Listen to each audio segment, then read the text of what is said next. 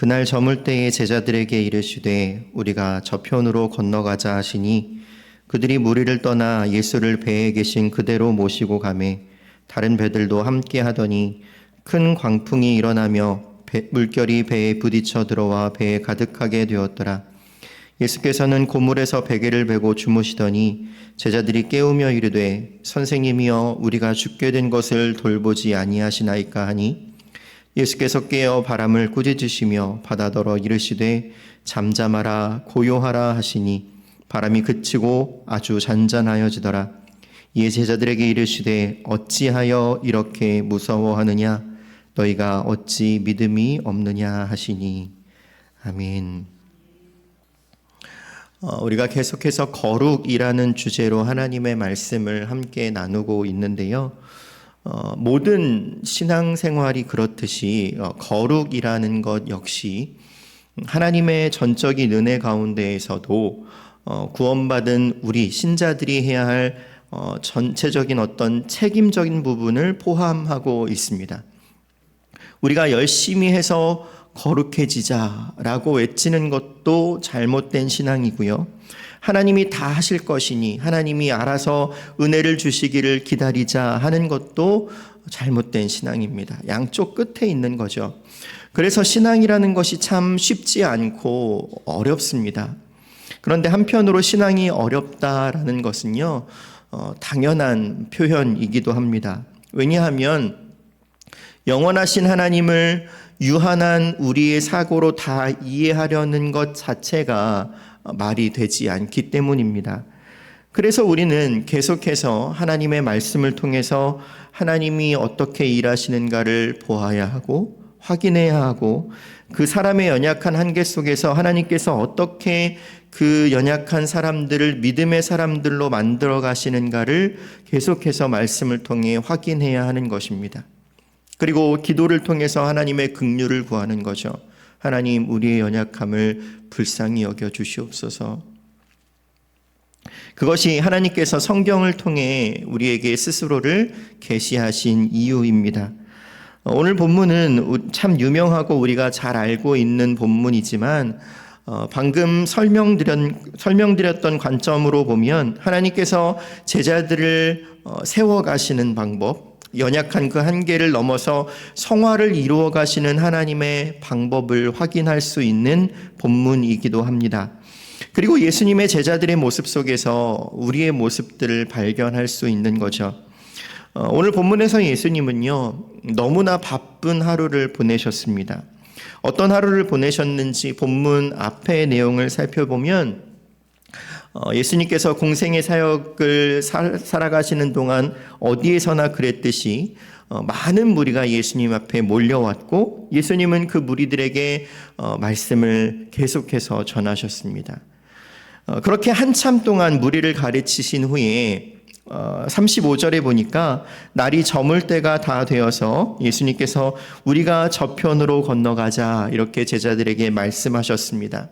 그래서 제자들은 예수님을 배에 모신 그대로 건너편으로 출발하게 되죠.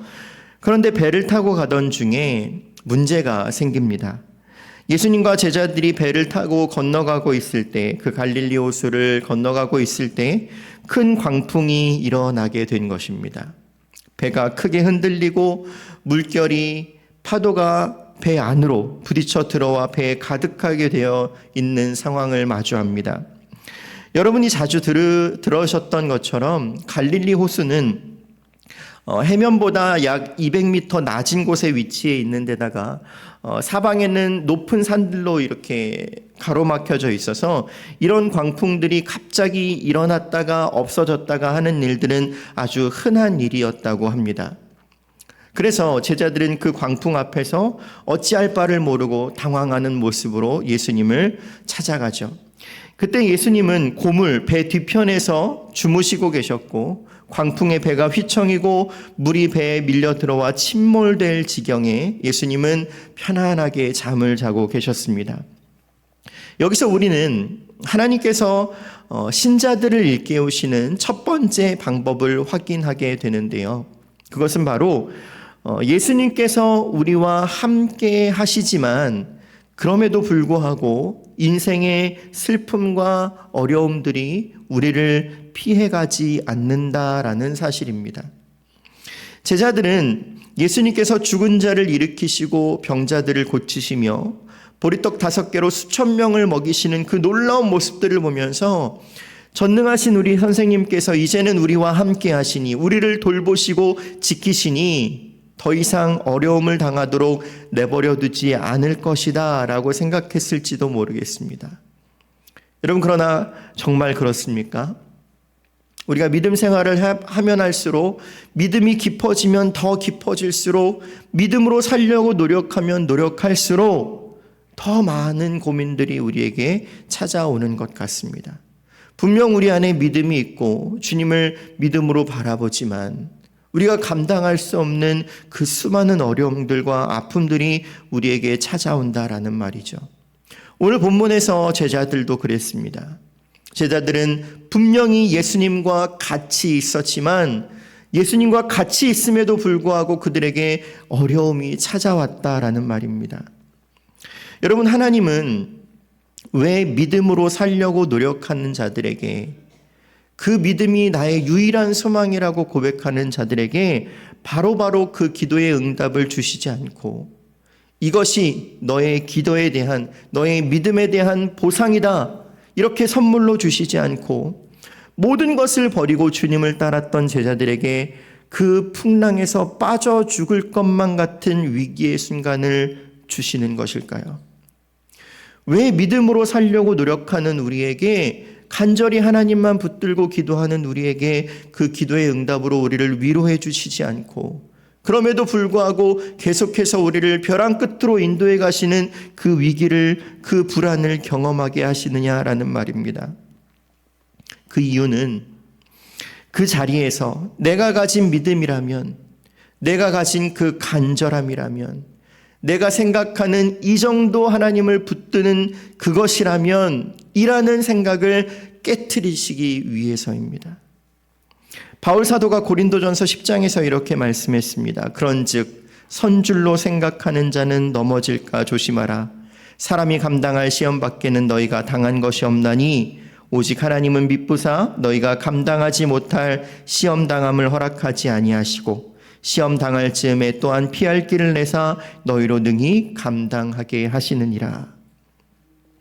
이 고린도전서 말씀을 가장 잘 보여주는 인물이 엘리야가 아닐까 생각합니다. 엘리야는 바울과 아세라 선지자 450명과 맞서 당당하게 싸웠던 위대한 선지자입니다. 그 위대한 선지자 엘리야가 그 바알과 아세라 선지자의 그 싸움이 끝나자마자 이세벨이 자기를 죽이려 한다라는 소식을 듣습니다. 그 당당했던 선지자가 그 소문을 듣고 어떻게 행동하냐면 광야로 도망치죠. 그리고 그 광야 가운데서 하나님 앞에 이렇게 기도합니다. 여호와여, 지금 내 생명을 거두시옵소서. 엘리야의 기도를 보면 알 수 있죠. 엘리야가 얼마나 두려웠는지, 얼마나 불안에 떨고 있었는지, 일말의 소망조차 없어서 자기의 목숨조차 포기하고 싶어 한다라는 것을 우리는 알 수 있습니다. 하나님께서 엄청난 기적으로 그 1대 450의 싸움을 이기게 하셨지만 그 하나님도 자신을 죽이려 하는 이세벨의 복수심 앞에서는 아무런 소용이 없다라고 그 순간에는 생각한 것입니다. 내 믿음이 나를 지켜줄 수 있을 거라고 생각했는데 그 두려움 앞에서 자기의 믿음이 온전히 산산조각 나는 경험을 하게 된 것입니다. 여러분, 이것이 바로 우리의 실력이고 우리의 현 주소입니다. 우리는 이것을 깨달아 알아야만 합니다. 하나님은 우리의 이 실력과 현 주소를 깨닫게 하시기 위해서 어떤 경우 풍랑을 지나가게 하시기도 하고, 또는 누군가의 미움을 받게 하셔서 관계의 어려움을 겪게 하시기도 하고, 우리의 뜻대로 되지 않는 자녀들의 문제나 또는 재정적인 어려움을 통하여서 우리로 하여금 우리가 얼마나 보잘것없으며 연약한 믿음을 가지고 있는 자인지를 알게 하시는 것입니다. 여러분, 그러나 꼭 기억하실 수 있기를 바랍니다. 하나님께서 우리를 그 길로 인도하시는 것은 우리를 사랑하지 않으셔서 또는 우리를 망하게 하시려고 그러시는 것이 아닙니다. 꼭 기억하셔야 합니다. 오히려 하나님은 우리의 힘으로는 어찌할 수 없는 그 상황 속에서 하나님만이 하실 수 있는 하나님의 방법으로 우리가 이 세상 속에 속하지 않고 이 세상의 방법을 따라가지 않고 오히려 이 세상 가운데 하나님으로 이 세상을 정복하며 승리하며 믿음으로 살아가기를 원하시고 또 그렇게 살아갈 수 있도록 우리를 가르치시기 위해서 그렇게 인도하시는 것입니다. 이것이 우리가 주님께서 다시 오시는 날까지 거룩함을 이루어가야 할, 성화를 이루어가야 하는 이유인 것이죠.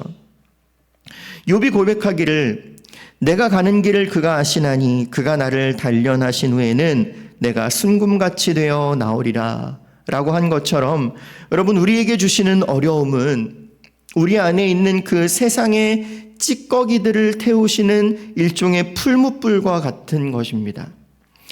거룩이란 책을 보면 거룩이란 책에서 J.C. 라헬은 이렇게 말합니다. 고난은 선한 일에 많은 열매를 맺도록 우리를 다듬는 위대한 정원사의 손에 들린 진정가위입니다. 햇빛만으로는 우리 주님의 논밭에 추수를 가져올 수 없습니다. 비바람과 폭풍의 날도 무사히 견뎌내야 합니다. 여러분, 이것이 우리를 거룩해 하시는 하나님의 방법입니다. 우리로 하여금 세상에 속하지 않고 하나님께 속한 자로 살아가게 하시는 하나님의 방법이라는 것이죠. 그 위기의 순간에, 오늘 본문에 그 제자들이 마주했던 그 위기의 순간에 예수님이 주무시고 계셨고 제자들이 예수님을 깨우면서 이렇게 말했습니다. 선생님, 우리가 죽게 된 것을 왜 돌보지 않으십니까? 여기서 죽게 되었다라는 표현을 통해 우리는 당시 제자들이 얼마나 다급했는지 그리고 얼마나 큰 생명의 위협을 느끼고 있는지를 알 수 있죠. 예수님의 제자들 중에 베드로와 안드레와 야고보는 원래 그 호수에 너무나도 익숙했던 어부였습니다. 배가 굉장히 익숙하고 갈릴리 호수가 익숙했던 그들에게도 이 광풍은 감당할 수 없을 만큼 위협적이었던 거죠. 그 상황에서 제자들은 무의식적으로 예수님을 찾아갔습니다. 이것이 하나님께서 일하시는 방법이라는 것입니다. 어느 분야의 전문가이다라고 생각하는 그 부분마저 깨뜨리시는 것. 이건 내 실력으로는 감당할 수 있어. 이 정도면 내 실력으로 잘 이겨낼 수 있어 라고 하는 그 분야마저도 깨뜨리시는, 그래서 내 인생의 주인이 나의 하나님이시며 주님께서 나를 붙들고 지키시지 아니하시면 내 실력으로는 아무것도 할 수 없다라는 것을 깨닫게 하시기 위함이 바로 하나님의 방법입니다. 그 상황에서 제자들이 무의식적으로 예수님을 찾아가 깨웁니다. 사람으로서는 어찌할 수 없는 그 자연의 위대함 앞에서 제자들이 의지할 수 있는 분은 놀라운 이적과 능력을 베푸셨던 예수님밖에 없었던 것입니다. 우리가 비록 연약한 믿음이지만 그럼에도 불구하고 그 염려와 불안의 마음을 가지고 하나님 앞에 나아가는 이유가 그런 것 아니겠습니까? 그러면서 하나님 앞에 고백하는 거죠. 주님밖에 나의 소망이 없습니다. 우리의 믿음은 온전치 못합니다. 거센 파도와 풍파가 일때면 하나님보다 먼저 주변 환경이나 상황과 우리의 실력을 의지하는 모습을 발견하게 되죠. 그러면서 우리는 걱정합니다. 염려하죠. 제가 이전 사역지에서 2년간 사역을 하고 나서 살고 있던 집주인이 전세를 이제 월세로 돌린다는 이야기를 듣고 3달 안에 이사를 해야 하는 상황이 있었습니다. 당시 전세금이 계속해서 오를 때였기 때문에 알맞은 곳으로 이렇게 이동하는 것이, 집을 구하는 것이 쉽지 않은 상황이었습니다. 할 수 있는 방법이 딱히 없으니까 먼저 기도를 하기 시작했어요. 하나님, 적당한 집을 좀 주시면 좋겠습니다. 하나님께서 보내셔서 여기까지 하나님께서 부르신 대로 순종하면서 사역하러 여기에 왔는데 하나님 부르신 대로 이 상황을 잘 해결해 주시면 좋겠습니다. 이렇게 기도하면서 집을 알아보기 시작했습니다. 그런데 전세금이 계속 오르고 있었던 때였기 때문에 제가 가지고 있는 범위 내에서 비슷한 크기의 집으로 옮기는 것은 거의 불가능할 정도였습니다. 그렇게 제게 주어진 3달 중에 2달이 벌써 지나고 부동산에서 듣는 이야기는 계속해서 알아는 보겠지만 이 정도로는 집을 구하기 힘들 수도 있습니다 라는 이야기였습니다. 시간이 점점 지나고 또 집은 없고 하니까 처음에는 믿음을 가지고 하나님 앞에 기도하던 그 마음이 조급해지기 시작했습니다.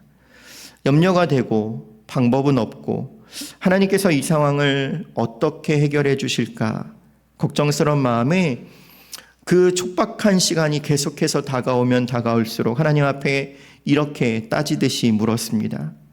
하나님, 제가 여기 오고 싶어서 온 것도 아니고 하나님께서 인도하심 가운데 여기로 순종하는 마음으로 여기까지 왔는데 하나님, 참새도 먹이시고 들풀도 입히시는 우리 하나님, 왜 저는 돌보지 않으십니까?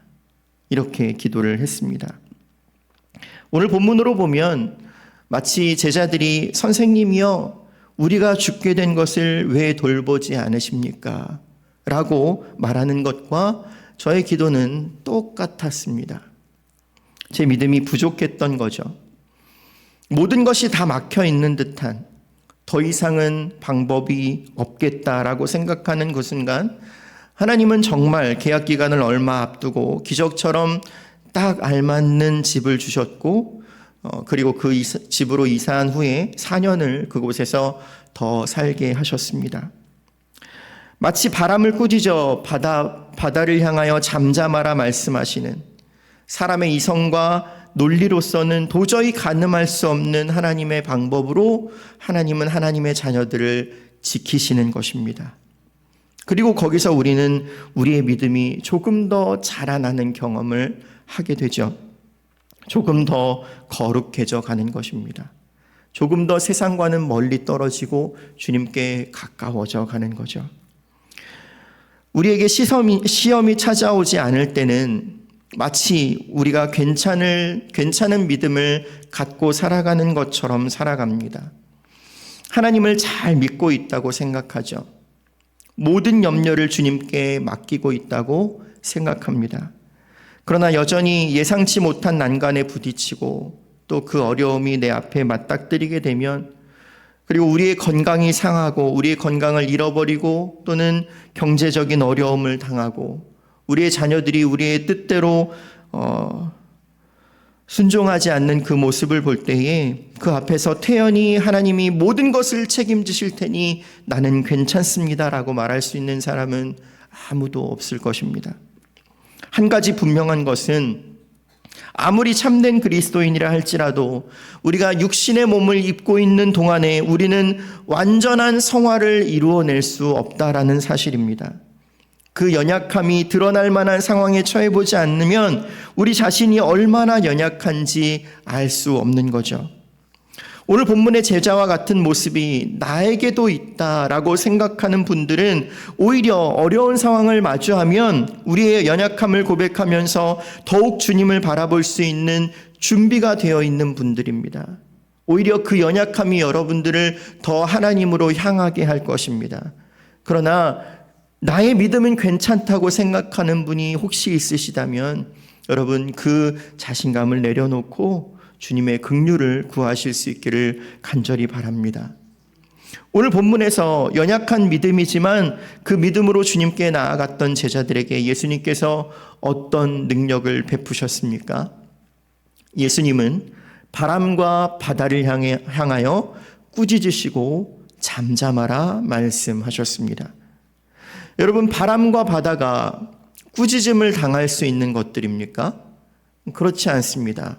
여러분, 바람은 보이지도 않을 뿐더러 어디서부터 와서 어디로 가는지조차 알 수 없습니다. 바다는 어떻습니까? 저는 개인적으로 바다를 이렇게 생각하면 저는 우주가 떠오릅니다. 왜냐하면 저에게는 우주나 바다나 비슷한 곳처럼 느껴지기 때문입니다. 언제부터 그렇게 느꼈냐면 바닷속을 보여주는 다큐멘터리를 보면 평소에는 우리가 쉽게 마주할 수 없는 그 바다의 신비로움을 보게 되죠. 그런데 다큐멘터리에서 보았던 그 신비로운 아름다운 바다의 모습은 아마 온 지구를 덮고 있는 바다의 0.00001%도 되지 않을 것입니다. 우리가 만약 그 광경을 보고 이것이 바다라고 판단한다면 여러분 그것처럼 어리석은 일은 없는 거죠. 우리가 여름에 바다에서 놀 수 있는 범위는 육지에서부터 길어봐야 100m 정도입니다. 양옆으로는 말할 것도 없죠. 우리는 그 짧은 공간을 두고 그것을 바다의 전부라고 말한다면 그건 말도 되지 않을 것입니다.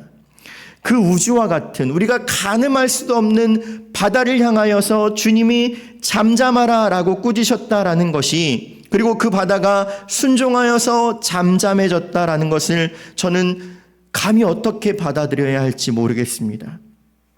엄청난 부피로 지구를 덮고 있는 그 바다가 예수님의 말씀에 순종했습니다. 왜 그렇습니까? 그 바다는 그 말씀으로 지어진 바다이기 때문입니다. 그 말씀으로 지어졌기 때문에 그 말씀 앞에 순종할 수밖에 없었습니다. 태초에 말씀이 계셨고 만물이 말씀으로 지은 바 되었으며 하나도 그가 없이는 된 것이 없는데 그 말씀이 바로 예수 그리스도시다 라고 요한복음이 말씀하고 있죠. 주님만이 우리의 유일한 능력이심을, 완전한 능력이심을 믿으실 수 있기를 바랍니다. 여러분, 우리 주님은 우리가 생각하는 것보다 더 크신 하나님이십니다. 더 위대하신 하나님이십니다. 온 우주 만물을 창조하시고 다스리시는, 그리고 한치의 오차도 없이 이끌어 가시는 우리 하나님이십니다. 우리 앞에 놓인 문제와 어려움을 향하여서 잠잠하라 하시면 그 어떤 것도 해결되지 않을 것이 없다라는 사실을 믿으실 수 있기를 바랍니다. 그러나 또 걱정과 염려가 찾아올 수도 있습니다.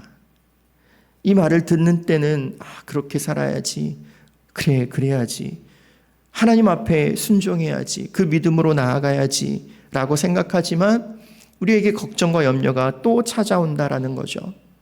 그러면 또 부족하고 연약하고 주님 앞에 나아가기 염치 없어 보일지 모르지만 그래도 주님만이 유일한 소망이요 능력이시기에 우리는 더 그 앞으로 나아가야 하는 것입니다.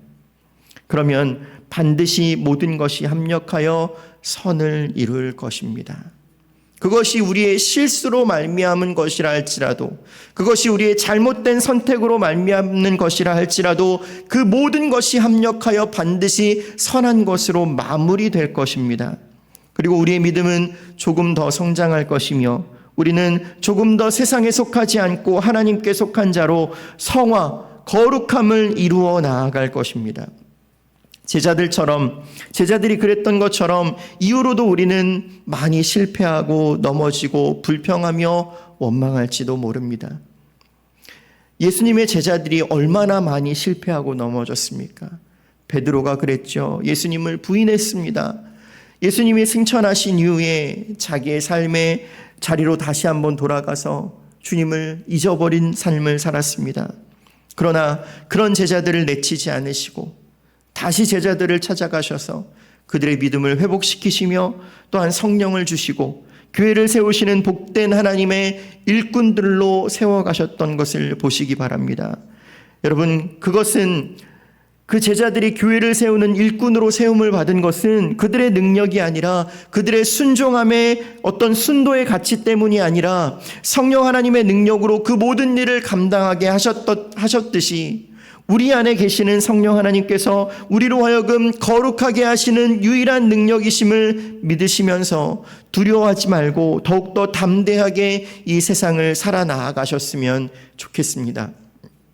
넘어져도 괜찮습니다. 염려해도 괜찮습니다. 주님께 돌아가실 수 있기를 바랍니다. 우리 주님의 능력이 어디에서 가장 크게 빛을 발하셨습니까?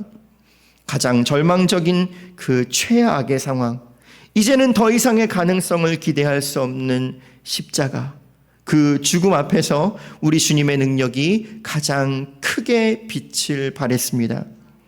우리는 죽음을 이기신 예수님과 연합한 하나가 된 부활의 능력을 가진 자들이 아닙니까? 우리에게 어떤 어려움이 닥친다 해도 그 어려움이 우리를 해할 수 없는 것은 우리 안에 예수 그리스도께서 여전히 살아 계시기 때문입니다. 이 세상에서 그 어떤 어려움과 고난의 순간에서도 능히 하나님을 붙들어 의지하고 하나님과 멀리 떨어져 있는 그 순간이라 할지라도 다시 하나님의 말씀에 반응하여 주님께 돌아와 하나님을 굳게 붙드실 수 있기를 바랍니다. 저는 여러분이 어떤 어려움과 힘든 상황에 처해 있는지 잘 모르지만 우리 주님께서 그것을 누구보다 잘 알고 계시고 우리의 형편을 누구보다 잘 알고 계십니다.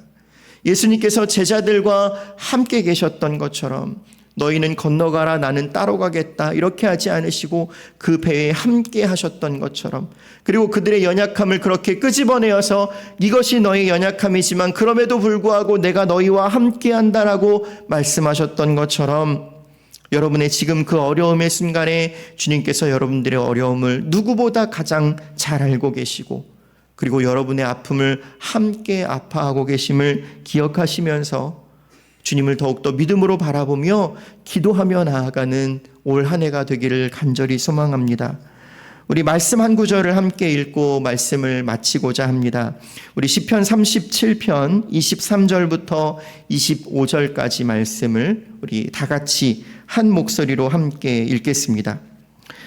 여호와께서 사람의 걸음을 정하시고 그의 길을 기뻐하시나니 그는 넘어지나 아주 엎드러지지 아니함은 여호와께서 그의 손으로 붙드심이로다. 내가 어려서부터 늙기까지 의인이 버림을 당하거나 그의 자손이 걸식함을 보지 못하였도다. 아멘. 여러분, 이 시편 말씀은 오늘 말씀을 아주 잘 요약하고 있는 말씀입니다. 하나님은 온 땅과 하늘의 주인이시며 이 땅의 모든 만물이 그로 말미암았다라는 사실을 기억하십시오. 그리고 하나님께서 하나님의 사랑하는 자들의 걸음을 지키시고 정하시고 그 길을 기뻐하신다 말씀하셨습니다. 그리고 넘어지지만 아주 엎드러지지 않을 것은 하나님께서 그의 손으로 그 길을 붙들고 계시기 때문입니다. 여러분, 하나님을 의지하려면 더욱더 겸손히 기도해야 합니다. 하나님이 어떤 하나님이신지를 말씀을 통해 더 배워야 합니다. 나의 생각과 나의 의지와 나의 노력과 내 생각을 내려놓고 기도와 말씀으로 우리의 삶이 하나님으로 가득히 채워질 수 있도록 계속해서 연습하고 노력하십시오. 믿음으로 주 안에서의 평강이 우리의 삶 속에 가득할 수 있도록 우리가 더욱더 기도에 힘쓸 수 있는 한 해가 되기를 간절히 소망합니다. 여러분, 기도를 열심히 해서 하나님이 우리의 삶을 더 풍요롭게 하시기 때문이 아닙니다. 기도는 우리의 연약함을 고백할 수 있는 도구이기 때문에 기도해야 하는 거죠. 우리가 기도함으로써 믿음으로 이 땅에서 성화의 과정을 이루어 나아가고 주님의 긍휼을 구할 때 하나님의 은혜와 평강이 우리의 삶을 더욱더 가득히 채워주실 줄 믿습니다.